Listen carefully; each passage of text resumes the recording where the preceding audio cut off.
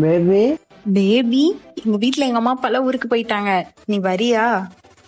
ஏய், புரிஞ்சு போச்சு. உங்க வீட்டுல யாரும் இல்ல, நம்ம 2 பேரும் சிக்கன் எடுத்து சமைக்க போறோம். அட மக்கு, நீ நானும் மட்டும் தனியா? ஆ, புரிஞ்சு போச்சு. நீயும் நானும் மட்டும் தனியா வீட சுத்தம் பண்ண போறோம். அட நம்ம 2 பேரும் மட்டும் வீட்டுக்குள்ள தனியா? ஆ, புரிஞ்சு போச்சு. வீட்டுக்குள்ள தனியா கேரம் போர்டு ஆட போறோம். புரிஞ்சு போச்சு. இன்னைக்கு எனக்கும் உனக்கும் பிரேக்கப் ஆக போகுது.